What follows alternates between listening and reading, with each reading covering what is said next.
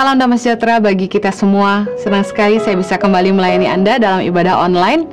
Hari ini saya akan menyampaikan firman Tuhan dengan tema peluang di waktu luang. Satu kali ada orang yang berkata, singkatan dari busy, B-U-S-Y adalah being under Satan's yoke. Iblis itu senang kalau kita sibuk dengan hal-hal yang tidak berguna. Contohnya, sibuk ngurusin orang lain, sibuk mengerjakan hal-hal yang bukan bagian kita, sibuk dengan fokus yang salah, mengerjakan hal-hal yang tidak berbuahkan apa-apa.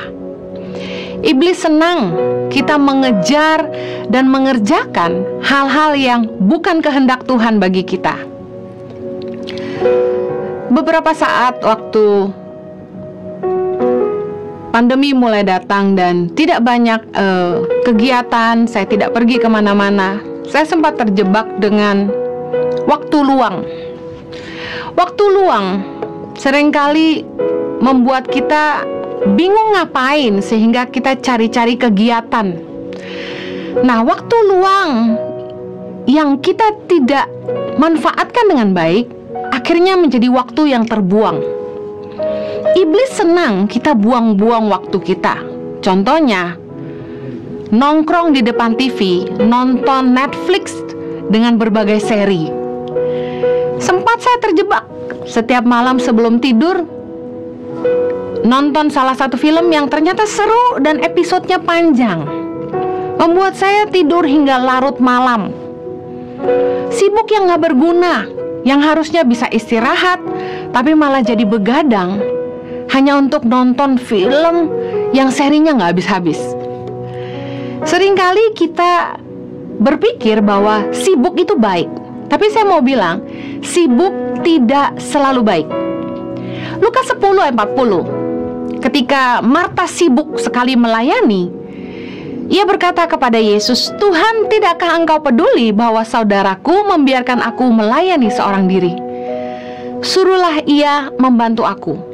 Tetapi Tuhan menjawabnya, "Marta, Marta, engkau khawatir dan menyusahkan diri dengan banyak perkara. Tetapi hanya satu saja yang perlu. Maria telah memilih bagian yang terbaik yang tidak akan diambil daripadanya." Seringkali kita terjebak dengan sibuk melayani dan kita pikir itu baik. Tidak semua kesibukan itu baik. Pelajaran tentang Marta dan Maria mengajarkan kepada kita bahwa mendengarkan apa yang Tuhan mau katakan jauh lebih penting daripada mengerjakan apa yang kita pikir kita lakukan untuk Tuhan. Kita malah ketika sibuk, kita sibuk menghakimi orang lain yang kurang sibuk. Tapi kesibukan tidak selalu baik. Kesibukan dapat membuat kita lengah dan kehilangan waktu untuk hal-hal yang berharga. Saya beri contoh. Kesibukan membuat hubungan kita jadi tidak seimbang, baik hubungan kita dengan Tuhan maupun hubungan kita dengan sesama. Kesibukan kita membuat kita kadang-kadang terlalu lelah untuk sekedar berdiam dan berdoa. Kesibukan kita membuat kita lupa kepada Sang Pencipta. Anak yang terlalu sibuk bekerja, cari uang, sampai tidak punya waktu untuk menjenguk orang tua yang sudah mulai renta. Bahkan ada anak-anak muda yang terlalu sibuk bekerja sampai lupa umur dan lupa berumah tangga. Orang tua yang terlalu sibuk bekerja dari pagi sampai malam, tidak punya waktu untuk anak-anak dan bahkan pasangan mereka. Orang mulai kehilangan quality time bersama keluarga.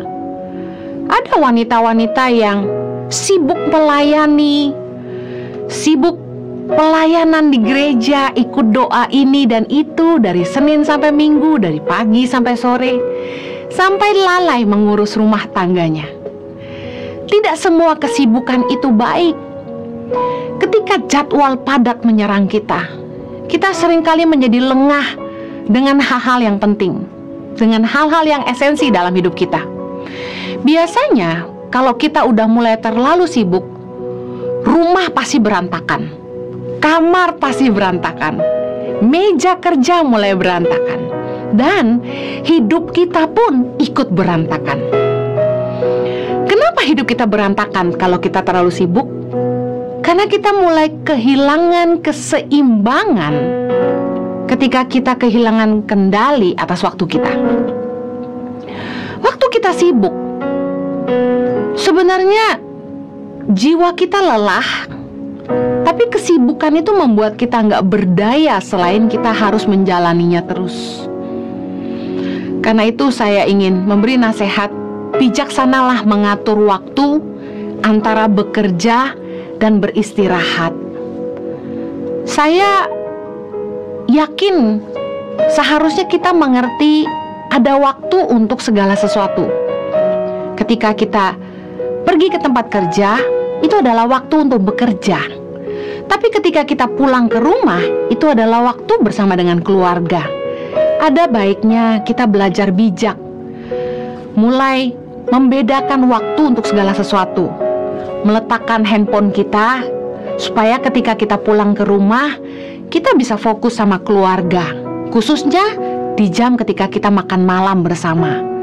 Ada baiknya kita mulai berhenti mengerjakan hal-hal yang di luar waktu bekerja, sehingga kita pun bisa fokus sama istri, sama suami, dan anak-anak kita. Kesibukan seringkali membuat kita lengah dengan hal-hal penting. Pasti ada yang kita lalai kerjakan pada akhirnya. Tapi sebaliknya, menganggur juga sering membuat orang jadi sibuk yang tidak berguna. Waktu orang itu punya waktu luang, mereka cenderung cari-cari kegiatan, cari-cari kesibukan. Nah, ini nasihat yang saya ingin sampaikan. Jangan sampai kita tidak bijak dengan waktu luang sehingga waktu kita malah terbuang. 2 Tesalonika 3 ayat yang 11 berkata begini, "Kami katakan ini karena kami dengar bahwa ada orang yang tidak tertib hidupnya dan tidak bekerja, melainkan sibuk dengan hal-hal yang tidak berguna." Orang kalau nggak kerja, nganggur, punya kecenderungan nggak tertib hidupnya, bangun siang, tidur malam. Kemudian yang lebih parah, menjadi sibuk dengan hal-hal yang tidak berguna, membangun sesuatu yang tidak berbuahkan apa-apa. Sibuk yang tidak berguna, kata firman Tuhan dalam 1 Timotius 5 ayat 13 berkata begini, "Lagi pula dengan keluar masuk rumah orang, mereka membiasakan diri bermalas-malas. Dan bukan hanya bermalas-malas saja, tapi juga meleter, mencampuri soal orang lain dan mengatakan hal-hal yang tidak pantas." Ciri-ciri orang yang udah mulai nganggur, gak berguna itu kerjaannya ke rumah sini, ke rumah sana, main ke rumah orang, males-malesan. Dan yang parah kalau udah gak ada kerjaan, duduk-duduk ngobrol yang gak penting, ngomongin orang, gosip, ikut campur urusan orang yang gak perlu, ngomongin hal-hal yang gak pantas, kata firman Tuhan. 1 Timotius 1 ayat 4 berkata, sibuk yang tidak berguna itu sibuk dengan dongeng dan silsilah yang tiada putus-putusnya, yang hanya menghasilkan persoalan belaka. Hindari nganggur lalu sibuk dengan hal-hal yang gak berguna. Tiap kali kita punya waktu luang, jangan selalu berpikir cari kesibukan apa, tapi pikirkan bagaimana waktu luang itu bisa kita pakai untuk hal-hal yang berguna. Mari kita belajar dari Yesus. Yesus punya kebiasaan menyendiri, mengambil waktu luang. Dalam Matius 14 ayat 13, setelah Yesus mendengar berita itu, menyingkirlah ia dari situ dan hendak mengasingkan diri dengan perahu ke tempat yang sunyi. Yesus itu di banyak ayat dalam Perjanjian Baru diceritakan seringkali menyingkir, mengambil waktu ke tempat yang sunyi, menyendiri.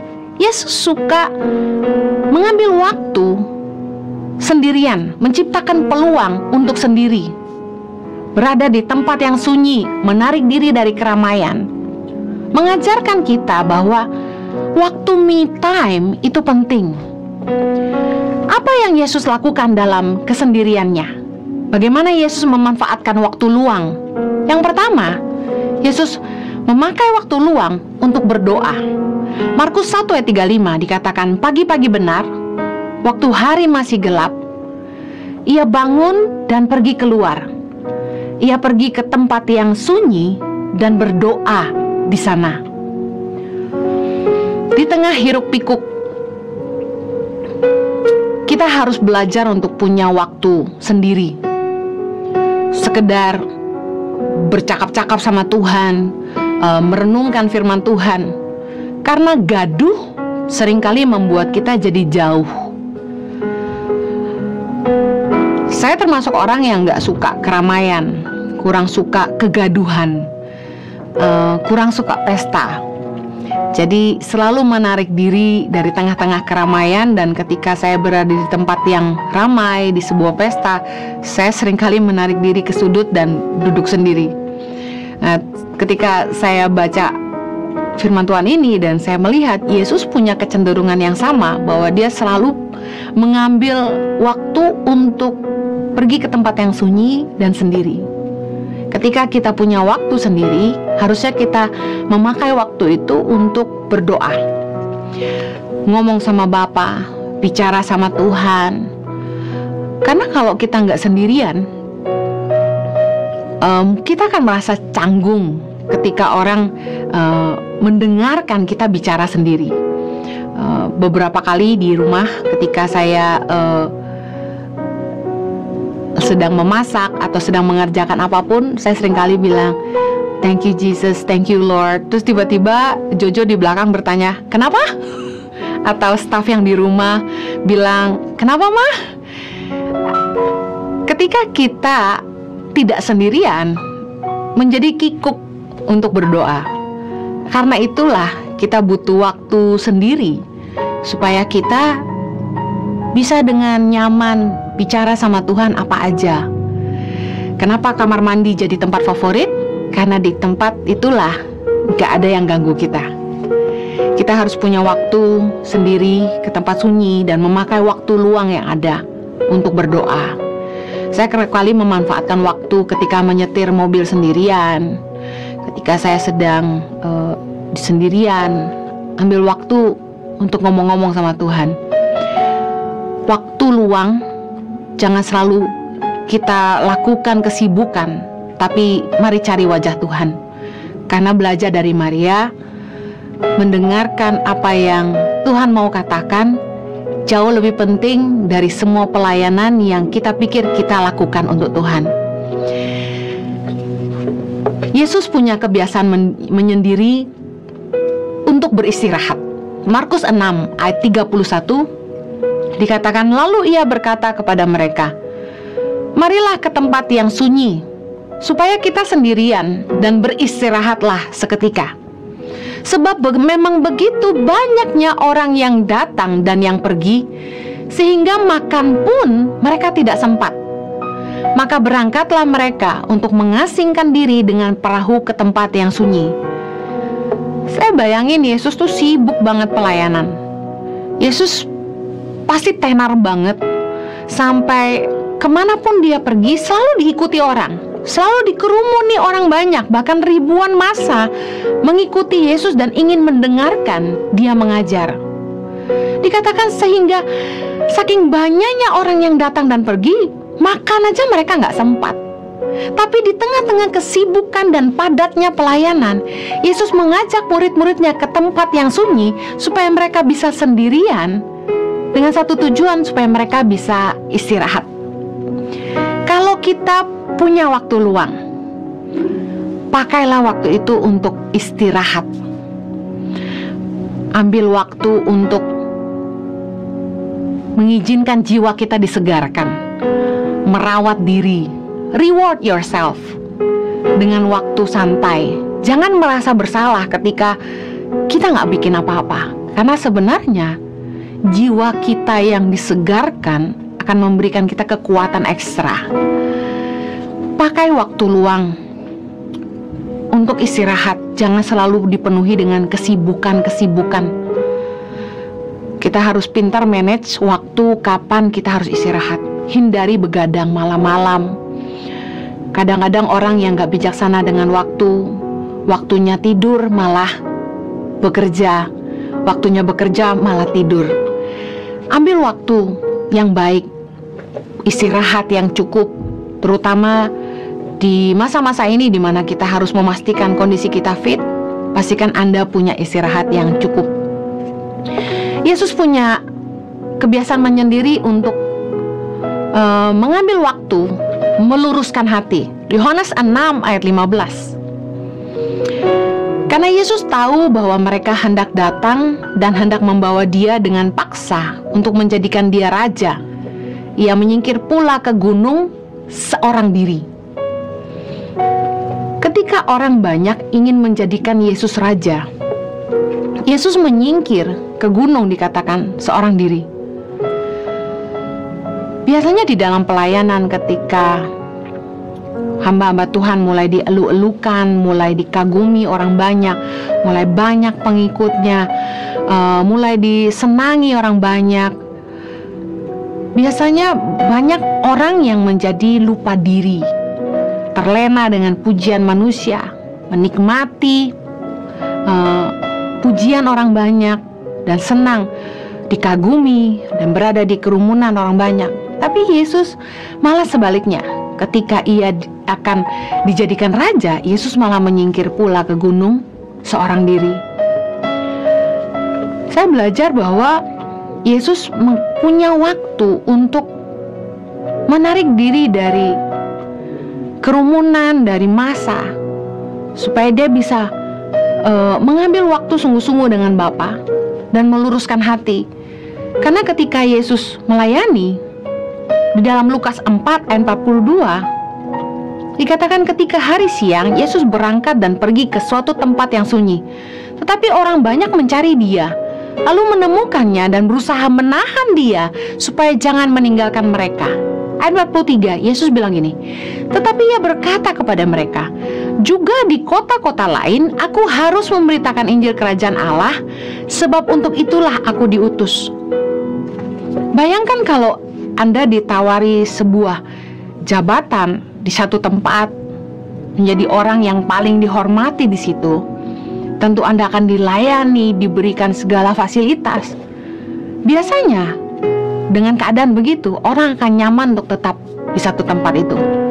Tapi Yesus fokus untuk menjangkau lebih banyak, berdampak lebih banyak, bukan dikagumi orang banyak. Yesus tidak terlena dengan kekaguman orang banyak kepada dirinya, tapi Yesus menyadari tujuan Yesus datang ke dunia. Yesus menyadari apa yang menjadi kehendak Bapa dalam hidupnya. Mari belajar dari Yesus. Kita butuh ambil waktu sendiri untuk kembali meluruskan hati. Karena kadang-kadang di tengah kerumunan orang banyak, di tengah-tengah kesibukan, kita seringkali lupa tujuan hidup kita yang sebenarnya. Di masa-masa kita punya banyak waktu luang, mari gunakan peluang ini untuk meluruskan hati. Do self-evaluation, mari introspeksi diri. Mari bertanya kepada diri kita lagi bangun apa ya? Rutinitas kita ngapain aja? Apa yang sedang kita bangun? Apa yang salah? Bagaimana kita bisa memperbaiki diri? Dampak apa yang sudah kita buat? Apa yang kita kerjakan ide Tuhan atau ide kita? Untuk kita atau untuk Tuhan? Ambil waktu luang ini untuk berbenah dan mengupgrade diri kita. Karena saya percaya saat rasa nyaman kita diusik, ketika bisnis mulai lesu, usaha kita mulai sepi, ketika rasa nyaman kita mulai diusik, biasanya kita baru mau rendah hati untuk belajar lagi, memperbaiki kualitas, dan berusaha memberikan yang terbaik yang kita bisa. Karena waktu lagi usaha kita ramai, bisnis kita sibuk, biasanya kita banyak alasan. Ketika kita diperkenalkan dengan teknologi, kita bilang, males, gaptek, ribet, dan sebagainya. Tapi masa-masa ini ketika orang nggak banyak ke mall, orang nggak banyak berinteraksi langsung di restoran dan lain sebagainya, mau nggak mau, orang yang gaptek harus belajar lagi bagaimana menggunakan aplikasi. Karena kemajuan teknologi dalam berbagai aplikasi memungkinkan orang untuk berbelanja atau bertransaksi online, yang akhirnya menolong banyak orang di masa-masa ini. Coba bayangkan kalau usaha kita sedang ramai, restoran kita ramai, toko kita ramai, mungkin kita malas belajar tentang aplikasi. Tapi saat-saat ini ketika rasa nyaman kita sedang diusik, kita jadi mau rendah diri untuk belajar lagi. Kita jadi ngerti bahwa kita harus memperbaiki kualitas produk-produk barang kita. Kita harus berusaha memberikan yang terbaik. Karena persaingan begitu ketat dan penjualan tidak banyak, kita terus berusaha memberikan yang terbaik untuk customer-customer. Orang bijak itu bisa melihat peluang di waktu luang. Karena di saat nganggur, banyak orang yang akhirnya mendapat ide-ide bisnis baru yang tidak terpikirkan sebelumnya. Akibat kehilangan pekerjaan, banyak orang yang akhirnya terdesak untuk berkreativitas, berinovasi, dan akhirnya mereka mengeluarkan potensi mereka yang sesungguhnya, yang sebelumnya mereka nggak tahu mereka bisa. Saya percaya orang yang bijak bisa melihat peluang di waktu luang. Ketika kita gak terlalu sibuk, kita mulai bisa mengevaluasi hal-hal apa yang kita perlu perbaiki, hal-hal apa yang selama ini salah. Seperti saat ini ketika pandemi, kami mulai memperbaiki setiap divisi merchandise, mulai memperbaiki berbagai divisi, laporan-laporan kami, mulai mengupgrade diri, mulai berusaha melihat apa yang kita bisa lakukan lagi, dan bagaimana kita membuat segala sesuatu lebih efektif. Saya percaya waktu luang ini mengajar kita untuk melihat peluang-peluang apa yang bisa kita kembangkan. Saya mau tutup dengan bilang gini, kemustahilan adalah peluang untuk mengalami mujizat. Satu hari ketika orang banyak mengikuti Yesus, Yesus meminta kepada murid-muridnya supaya orang banyak itu, ada sekitar 4.000 laki-laki, diberi makan. Dalam Markus 8 ayat 4, murid-muridnya menjawab, bagaimana di tempat yang sunyi ini orang dapat memberi mereka roti sampai kenyang? Di tempat yang sunyi, tidak ada yang jualan, tidak ada restoran. Bagaimana mereka bisa kasih makan 4.000 orang? Sementara mereka juga tidak punya cukup uang. Tapi justru Yesus membuat mujizat. 4.000 orang bisa makan dari 7 roti dan beberapa ikan, sampai sisa 7 baku roti.